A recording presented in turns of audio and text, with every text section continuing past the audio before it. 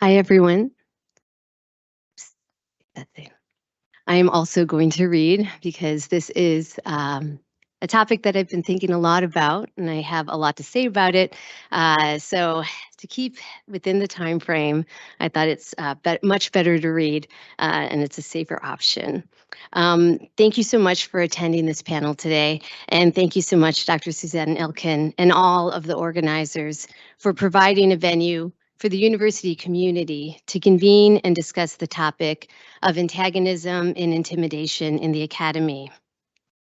Although we witnessed one of the worst and most tragic manifestations of this problem in June of this year, as many of us already know, intimidation and antagonism in the academy has been occurring for decades. This history is far too long to relay in detail here. However, it is worth noting that in the years leading up to what transpired this summer, there have been several instances of politicians, activists, and academics who identify not just as conservative, but also as liberal and moderate, generating very broad and questionable claims about entire fields of study, examining structural inequalities, particularly in relation to gender and race. Those of us who teach gender studies, critical race theory, intersectionality, post-colonial theories, and Foucauldian scholarship have also been accused of indoctrinating their students with left-wing views and ideologies. In the time that remains, I hope to share a few thoughts on how we as a community can counter the claim that teaching about structural inequalities is an ideological rather than empirically based endeavor. In addition, I hope to challenge the claim that professors who teach in the fields that have come under fire are indoctrinating their students.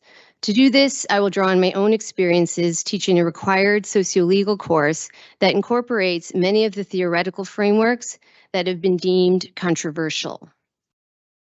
So I've been teaching my required sociolegal studies course for about 10 years.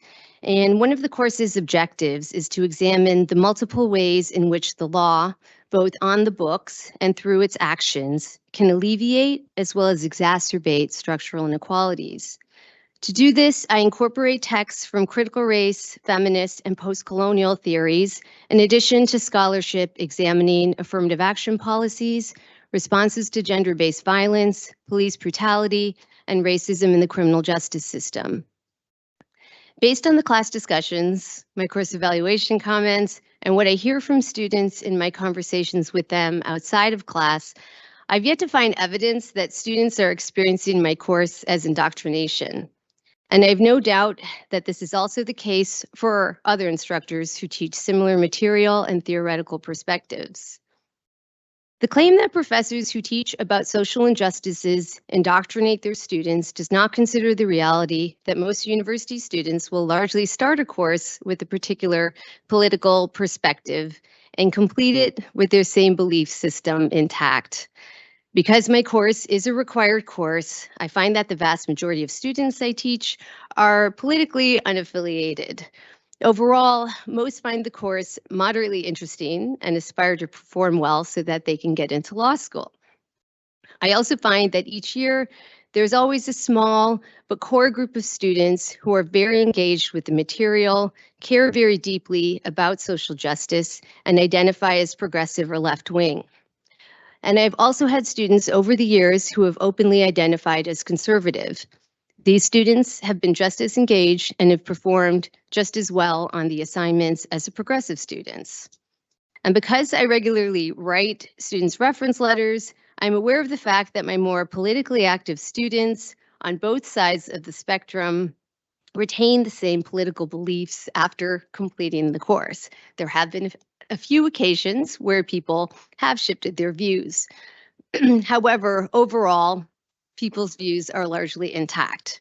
So based on these experiences, there's little evidence to suggest that students are being indoctrinated when they learn about social inequality and injustice. A second assumption underlying the claim of indoctrination is that students are not exposed to diverse viewpoints in their courses exploring social and structural inequalities. And so this concern is one that I do keep in mind, particularly, again, because my course is a required course, and I'm aware that I will inevitably teach students with diverse political perspectives.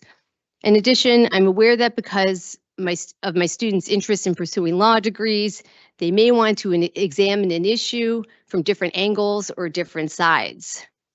So in terms of how I address this concern, I think it's important to note that the texts that I found to be the most helpful and instructive when it comes to exposing my students to conservative perspectives are actually the ones informed by critical race theory. The readings I assign, which are written by legal scholars, expose students to the formal equality logics adopted by conservative legal activists in their opposition to affirmative action policies. Students will learn this perspective in addition to the substantive equality logics that progressive activists use to support equity-oriented policies. In addition to teaching about both sides, these critical race theories texts also shed light on the differing worldviews informing each perspective. And in my 10 years of teaching the course, which I've taught twice per academic year for several years, I've received 2 course evaluation comments where a student has raised a concern about left-wing bias or my left-wing bias.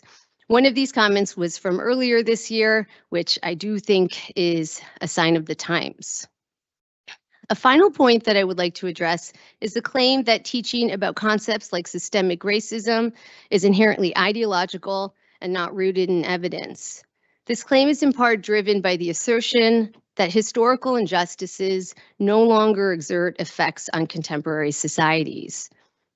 So, in addition to incorporating assigned readings that rely on quantitative, qualitative, or historical forms of evidence to reveal the existence of systemic inequalities, I found that one of the most helpful ways to counter the claim that the past no longer matters is through incorporating scholarship on racism and the criminal justice system in both Canada and the United States. And when I teach scholarship illustrating the over-incarceration of Black American citizens and Indigenous Canadian citizens, I make the point that these social stratifications are not accidental.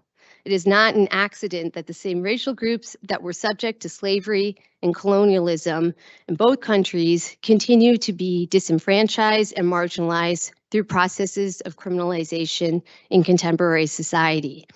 And tracing these links underscore the point that systemic racism is not a fallacy, nor is it an illusion.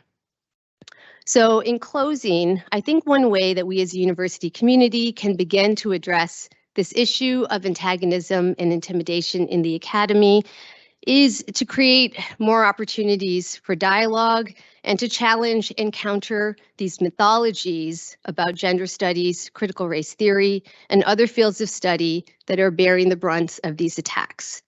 And I recognize in many cases, constructive dialogue may not make much difference. I also recognize that all of us are busy, we're overworked, and it's difficult to find the time to do this. However, I hope as we move forward and continue to process the events from the summer, we can think of ways to engage and challenge to address this misinformation. Thank you.